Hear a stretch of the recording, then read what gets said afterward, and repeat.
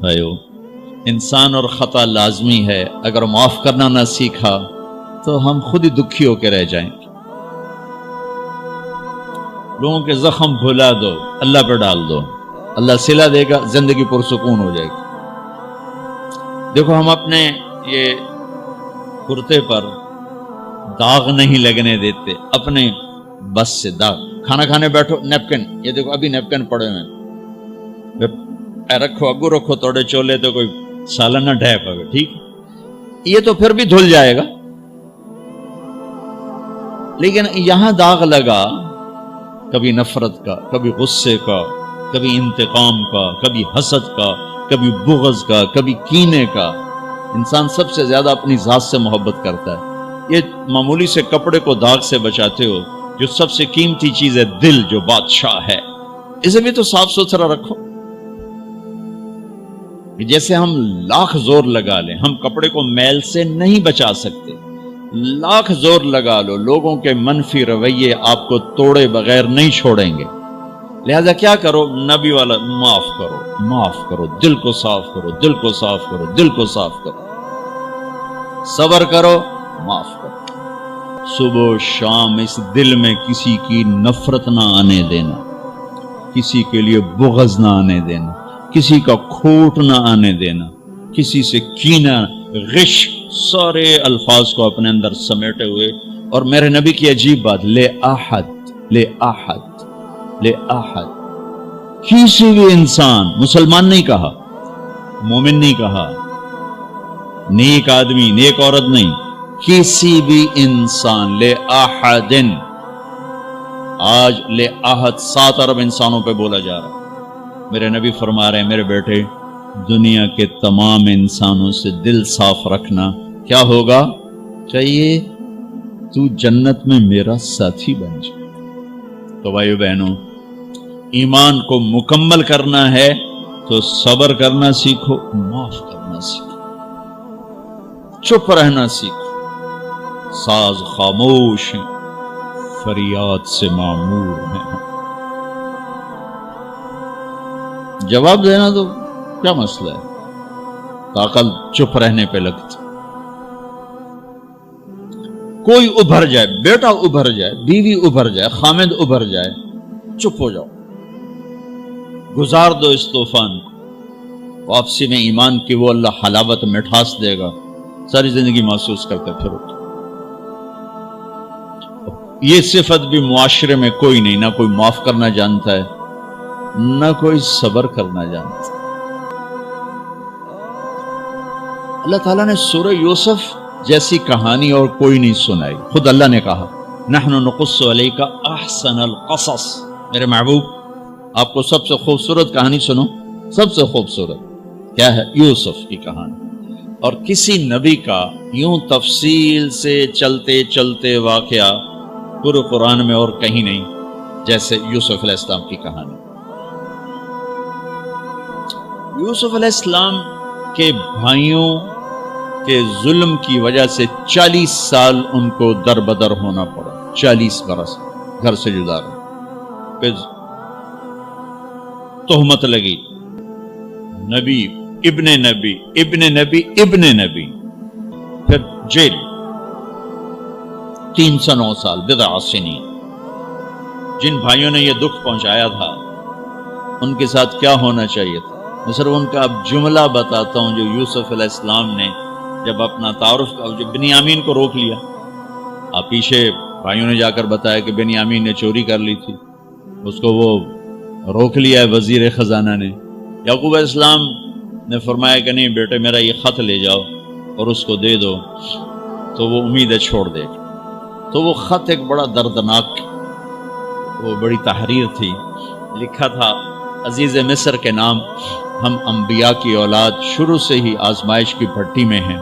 میرے دادا کو آگ میں ڈالا گیا، میرے چاچا کو چھری کے نیچے سے نکال، باپ کا لفظ آتا ہے، میرے باپ کو، چاچے کو بھی باپ عربی میں کہتے ہیں، چھری کے نیچے سے نکالا گیا، میرے بچے کو مجھ سے چھینا گیا، آج 40 سال ہو گئے مجھے اس کی خبر نہیں، تیری بڑی مہربانی میرا بیٹا واپس کر دے، ہم چور نہیں۔ اچھا، چونکہ یعقوب بھی نبی، یوسف بھی نبی، جب یوسف علیہ السلام اقتدار میں آ گئے تو اللہ کی طرف سے اجازت نہیں باپ کو بتانے کی کہ بھائی بتا دو میں ٹھیک ٹھاک ہوں. خاموش کو خاموش. صبر پک رہا ہے پک رہا ہے پک رہا ہے. جب یوسف علیہ السلام نے خط پڑھا تو بہت روئے اور اللہ کی بارگاہ میں دعا مانگی، یا اللہ اب مجھے ملا دو، اپنے گھر والے ملا دو، کل بتا دو. پہلے روکا ہوا کہ اب بتا دو. تو یوسف علیہ السلام نقاب اوڑھتے تھے، اپنے حسن ایسا تھا، نقاب اوڑھتے تھے کوئی فتنے میں نہ پڑے. جب وہ دوسری دفعہ بھائی آئے، تیسری دفعہ، تو ایھا العزیز قد مسنا واہلنا الضر وجئنا ببضاعۃ مزجاۃ فأوف لنا الکیل وتصدق علینا ان اللہ یجزی المتصدقین. کیا عاجزی ان کلمات. جناب لائے تو کچھ نہیں ہے بھائی، یہ 2 پھوٹی کوڑیاں ہیں، ہمیں کچھ غلہ دے دو، بڑی بھوک اور فاقہ ہے. تو یوسف علیہ السلام نے ایسے نقاب ہٹایا، ایک دم انہوں نے یوں دیکھا، ابھی پہچانا نہیں. میں یہ جملہ بتانا چاہتا ہوں کہ اللہ سبحان انبیاء کے اخلاق کیا ہوتے. مجھے کیوں سنا رہے ہیں، آپ کیوں سنا رہے ہیں؟ کہ ہم اس کو پیچھے چلنے کی کوشش تو کریں. کیوں بد اخلاق ہو کے مرنا چاہتے، کیوں لوگوں کے دل توڑ کے اپنی قبر میں جاتے ہیں. اسے ٹوٹنے دو، اسے اللہ اقبال کی قبر روشن کرے. تو بچا کے نہ رکھ اسے، تیرا آئینہ ہے وہ آئینہ کہ شکستہ ہو تو عزیز تر ہے نگاہ آئینہ ساز میں. اسے ٹوٹنے دو، اس کے ٹوٹنے پر اس کی قیمت بڑی لگے گی. اس سے وہ فریادیں نکلیں گی جو عرش کو ہلا دی. جو ساز سے نکلی ہے وہ دھن سب نے سنی ہے، جو تار پہ بیتی ہے وہ کس دل کو پتا ہے. اس سے وہ نغمے نکلیں گے کہ اللہ کے عرش کو ہلا دیں. اپنے آپ کو توڑ دو، دوسرے کو مت ٹوٹنے دو. اپنے آپ کو توڑ دو، اپنے آپ کو توڑ دو کہ کائنات کا اٹل قانون ہے، ٹوٹ کے چیز بنتی ہے.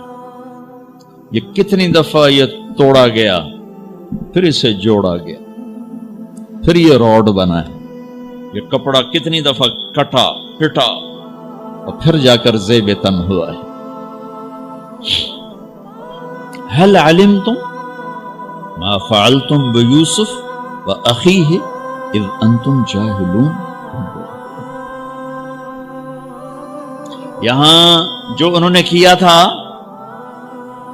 اس کے مطابق جملہ ہے قد علمتم ما ظلمتم بیوسف واخیہ اذ انتم عامدون. اب میں دونوں کا فرق بتاتا ہوں. یوسف علیہ السلام کو کہنا چاہیے تھا آئیو نا ذلیل ہوتے میرے اگوں، لگ گیا نا پتا تو انو تم نے جو میرے ساتھ ظلم و ستم جو تم نے میرے اوپر ڈھائے، تو جان بوجھ کے تم نے مجھے گھر سے بے گھر کیا، آج اس کا مزہ چکھ رہے ہو کہ نہیں چکھ رہے ہو. یہ کہنا تھا قد علمتم، تمہیں سارا پتا تھا. تم نے مجھے گھر سے نکالا، کنویں میں ڈالا، بازار میں بکا، تہمتیں اپنے دامن میں سمیٹ کے جیل میں گیا. یہ کہنا تھا. واہ واہ یوسف علیہ السلام پہ قربان جاؤ. هل علمتم ما فعلتم بیوسف واخیہ اذ انتم جاہلون. مجرم کی طرف سے صفائیاں پیش کر رہے ہیں مدعی. آپ بے